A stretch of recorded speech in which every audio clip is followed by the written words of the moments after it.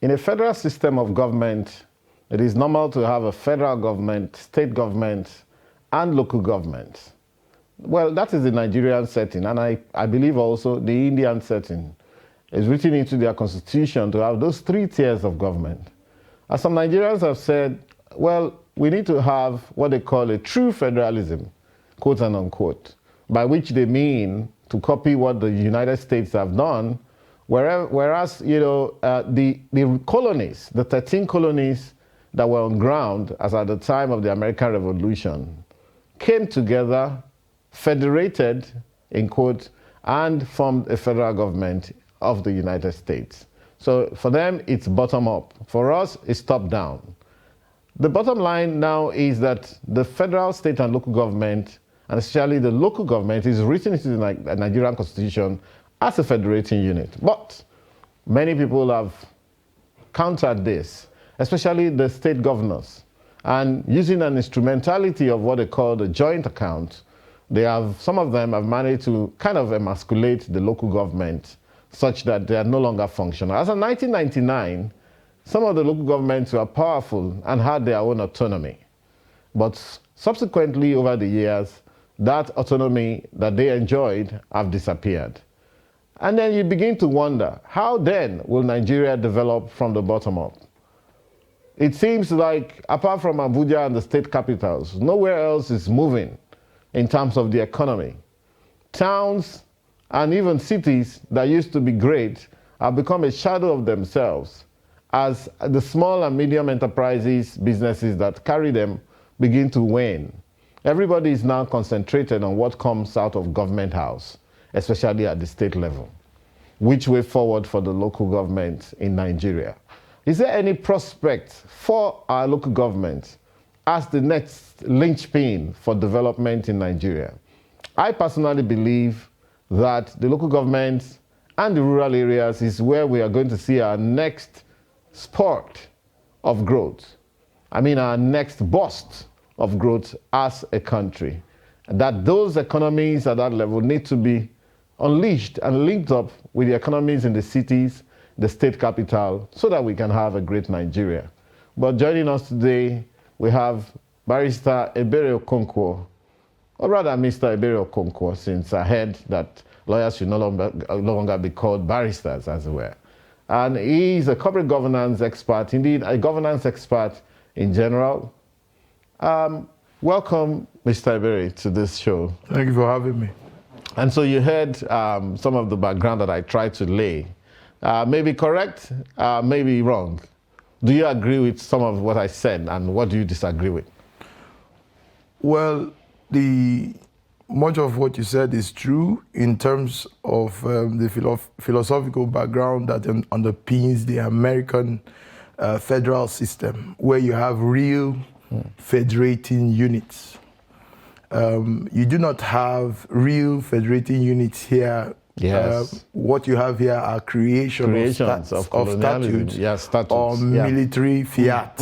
Yeah, exactly. So when people begin to make those comparisons that suggest that try to import the American system, and then say that there are only two federating units, whatever statute that can create two federating units can create three federating units. You can even have four if you want. Yes, especially if it makes for development. If it's a key to development, why not? Why shouldn't statute create that further tier of government?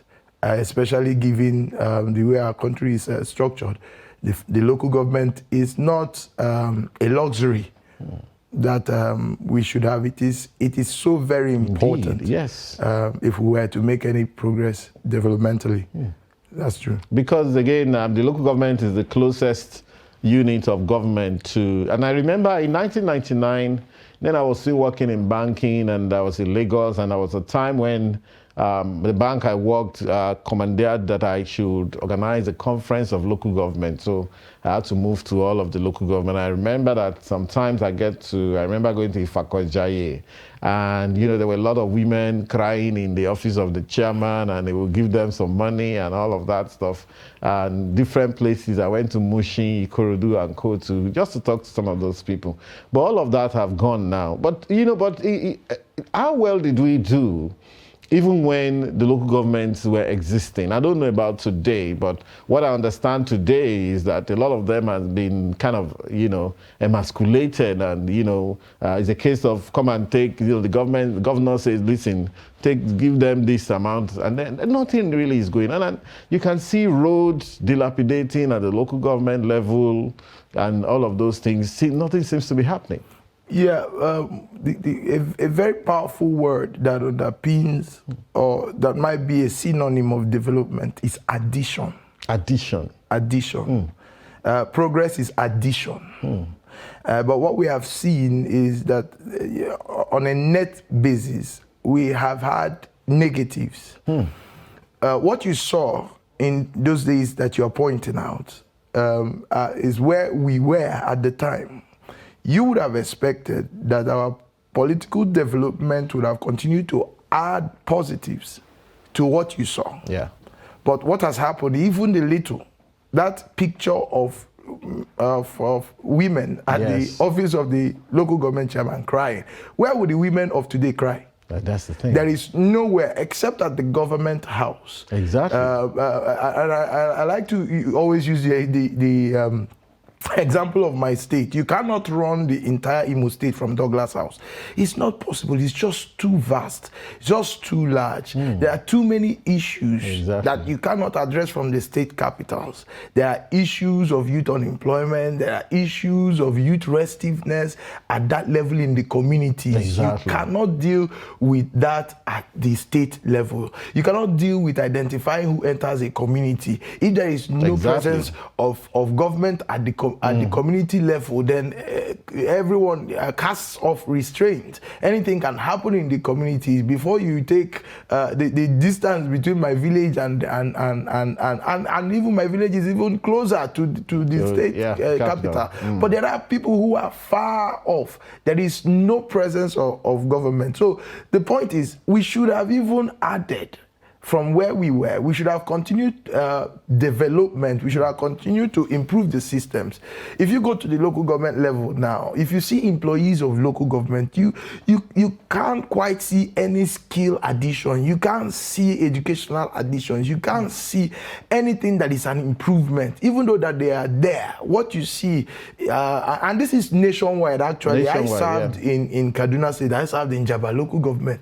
I remember that even as at 2002, we used to go there, and the local government only convenes at the end of the month for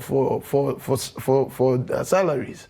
And it is because of this system. Yes, it's because of this system that sees them as an appendage rather than as an institution for delivery of governance. But it seems like the state governments or state governors, they sort of have the upper hand today, and nothing seems to. They don't even listen. I hear even intellectuals, professors repeat all that stuff about true federalism, which is American federalism and so on, which, as we have agreed here, we both of these two countries, ourselves and we don't share the same history. So I always complain that, look, you can't borrow someone's history.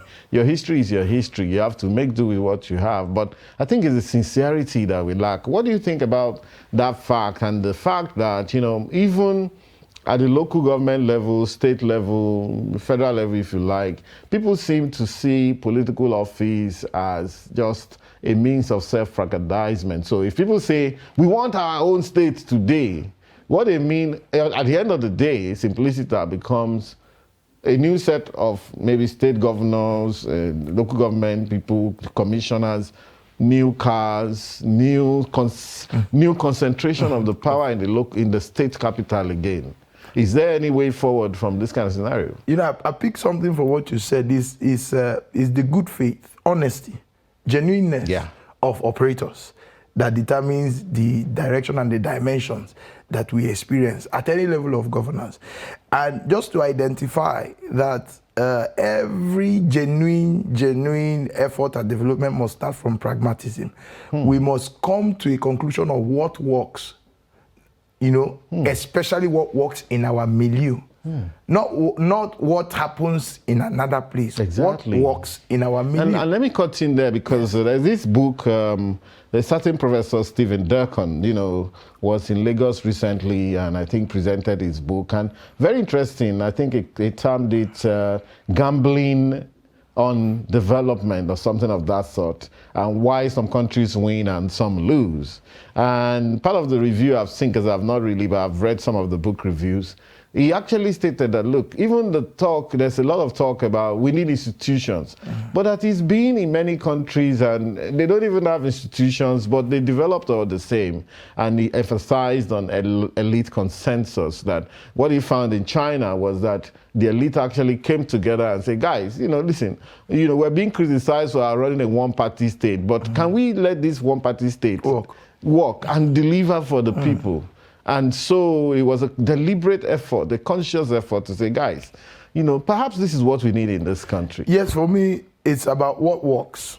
And so the argument of what happens elsewhere is not as important to me as what works. Our ideas of governance, our ideas of development must come from that prism, what works. When we talk about climate change and all of that, and what the West wants and what we want, for me, it is what works. What works for us. And of course, what works for us in terms also of our relationship with the international community, all of that has to be balanced out. Now, but when it comes to the matter of the local government, we have to, and of course, the power sharing with the state government, we need to understand, first of all, that it's not just a matter of where power is concentrated, but where development is actually needed and should spring from. Exactly. Where it should spring from. The local government are the bastions. Exactly. It is where the ideas ought to be incubated. Okay? If you go to the local governments now, down southeast, what you will see is that sports betting has become the new elixir. Exactly. It is the only thing now. Sucking money out the of only GDP the activity that is going on at that level is just sports betting, because there is no presence of governance. There is even just the idea of the opportunity at getting involved in politics, that it is non-existent at the local government, constricts the space. Young people cannot see a place to exhibit their leadership abilities. They can't even, breathe out the things that they are capable of, because in the state now, the only contestable position at that lower level is member of the House of Assembly. And it is way too high. What about councillors? Exactly. These are places where people should test their leadership abilities and then grow through However, those positions have been farmed out. All of that has been people completely. Have been, so it's been used for political patronage. It's been used to settle those who played major role in politics and all of that. It's now what are the quality of leadership at that level also, where it exists, even where the governors allow local government system to be practiced. The quality of personnel at that level is completely substandard. It is substandard, and it delivers exactly what it is delivering now. Nothing. Well, your comments now actually threw up a couple of issues for me, which actually sent me on memory lane that myself and yourself were in a certain project at some point, and what we tried to do with that and the boss of that era kind of, somehow gave some of those youth the illusion, quote and unquote, that, look, I'm part of something. I remember, a lot of young people who would print their posters then, and they wanted to contest or something, and they'd be like, wow, me too, I'll have my face on the wall. I used to think it was the preserve of the elite. And well, of course, unfortunately, that was yanked off at some point. Maybe we'll get to speak about that, but as we go along. But before we go on a break, I would like you to address this, another point which you raised. As an economist, I've thought about the fact that when we have a lot of our economic summits in this country, which are of course few and far between, call it the next G, whatever, and a lot of those things. We gather in snazzy hotels and we discuss about how to foreign direct investment, how to bring money from New York and London and Singapore and all of that. But we now live in a country where even to get to our villages, or even to get to Lagos from here, we'll fly over so many of those villages. It used to be that we would make a stop at Lokoja, buy a few things, move a bit, stop in one place, buy palm oil, buy this one. But most of us now fly all over these places, and the economies of those places are dying. And indeed, like you rightly said, the economies of this is where the growth is, and by every means, it needs to be integrated. And I'm also, and I'd like to comment about this as well, that, we talk a lot about financial inclusion these days, which is really about opening new banks, bringing fintech, give them an account number by text. But economic inclusion is where it is. Lastly, what do we do about this phenomenon you mentioned, sport betting, all of these things, taking people's time, no inclusion, everybody is adrift, as it were. And like they say, the devil is the Haidu land is the devil's workshop. It seems that government has gone on vacation. It's that vacuum at the local government level, and we gloss over this. Just like you said, when we get into our leadership conferences, when we get into what we call town halls, which hold in towns, we do not recognize that we just virtually took governance completely out of where it was resident traditionally, which is at our communities. This is where morality stems from. And we have completely, taken away the narrative from there. We have now brought it to the level of the state capitals. What has now happened also is that everyone now queues up at the governor's lodge, trying to get one favor or the other. The political offices that are available have been constricted, and the impacts have also been constricted. Now, if you look very well also, you will see that no one is going down to the local government and trying to establish business there because of the absence of government presence there is also absence of security there. Exactly. And that should go without saying. If a local government chairman and councillors are resident there will be some kind of security there. Exactly. But as we stand today, many local government chairmen, because they live in the city. In the city, they don't live in their local government, and because where state governors also live in Abuja. You can see the problem. So it is that same system. That same system is operative there. And so when you look at why this vacuum that has been created, of course, the people will always find something to do. Absolutely. And what they are doing today is not producing any improvement in their lives. Fantastic. I'll hold your thoughts there. We'll go on a short break. And when we come back, we'll continue with the discussion on local government, the impact on development, and what we should do in Nigeria.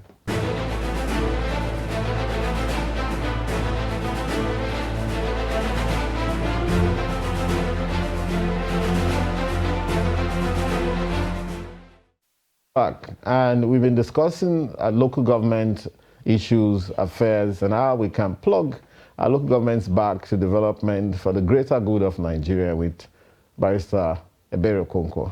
So welcome back. And, just before we left, we were discussing several of these issues. And, I wanted to say that when you look at the same American system, which is the benchmark for many of our people, and the federating, the meaning of that federating, when I looked at it, a certain Latin or Greek word meaning to contract, to sign.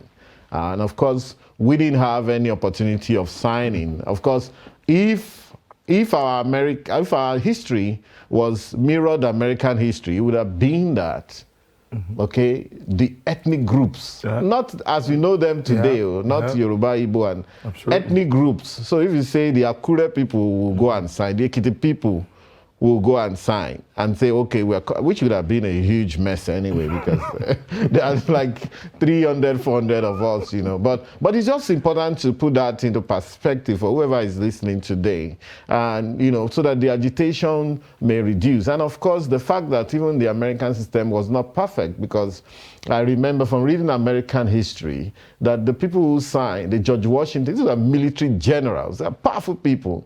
They fought the British off in the Revolution. They were, you know, so they were landowners. They were landowners, some of them were military generals who went on behalf of, you know, if you like, Virginia, Pennsylvania, Georgia, Maine, you know, and so on, those colonies then to sign, which was when the federated, you know. So it's important to say that the American system was something that came from the ground up. And I think the word federation was used by Count the Montesquieu in the 16th century. That was the first guy that started using it, and so on and so forth. You know, so it's important for our people to know this when we discuss our own federation and all of that. But back to the issue, local government. What are your ideas about what we could achieve if local governments were better run properly in Nigeria?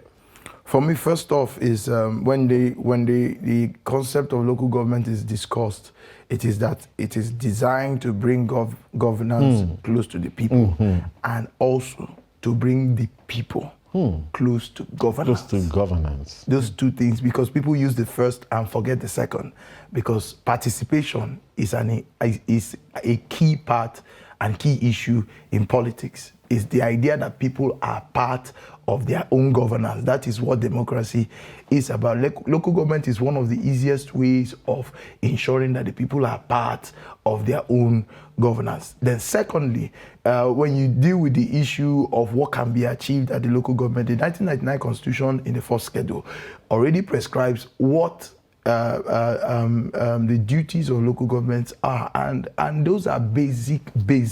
You know, when we say basic, people think it's derogatory, it's something that is, when we say elementary, it's not insulting that someone is doing what is elementary. When someone is doing what is elementary, he's doing what is fundamental. It is foundational. It is because if the foundation is destroyed, what can people do really? And that's what we have today, a system where the foundation is not in place. So if the local governments are in place, we will deal with less outbreaks of diseases, because local government is responsible for sanitation.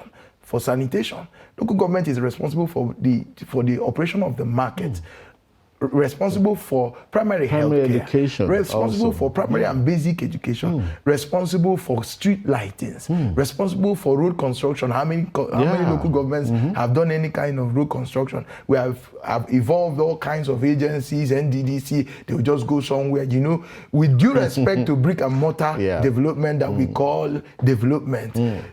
Development must come from the people. Development is not what we do for the people. Development is what we get the people to do for themselves. Wow, that's what we get the people to do for themselves. So local government is where you go and galvanize people, get them to start doing stuff for themselves. You know, traditionally speaking, at the communities, people used to clean the roads, clean and you know, in Igbo language, Ibozo. It's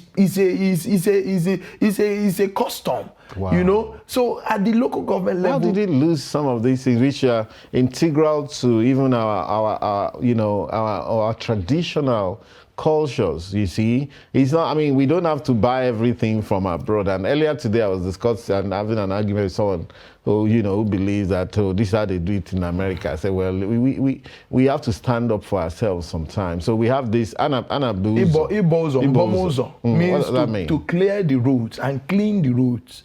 You know, to clear the road and clean the road. This was a community right. I have to also counter you with another Yoruba one. You give me one Igbo one, I'll give you a Yoruba one. I'll be glad to have So in Yoruba, he said that what it means is that you have to take care of your own environment. And when you make it clean, you're the first person to admire the good work of your hands, you know. And so these things are but I wanted to say, you know, as we round up that, look, are you sure what you're proposing will not lead to big government? And of course, in recent times, perhaps part of the reasons why local governments have suffered a big setback in Nigeria is because we all seem to have wholesale purchased this idea that government is bad, which means governance is bad. We don't even want to see them.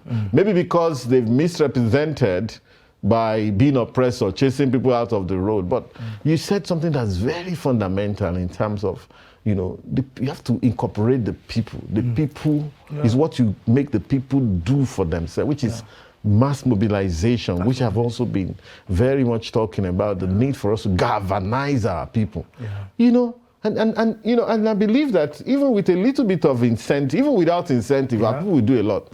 When you now incentivize them a little, they'll move the world. True. And this country will not be where. And listen, when you can do that, from those of us who are economists and so on, we'll tell you that the GDP will grow double digit if you galvanize the people to do things for themselves. What do you think about that? If the people get involved, as a matter of fact, I need to talk about the issue of people copying foreign cultures. You see, there is a lot locally, traditionally, ideas, philosophies that our people practiced that you could find the current equivalent in our world today. Okay, when the people who are telling us about planting trees and climate change today did not know that when a child is born, the umbilical cord is buried, and when you bury it, you have to bury it with the planting of a tree to signify that. These are very, very deep traditional practices that maintain the balance and tone in the environment. But back to the issue of governance. Governors have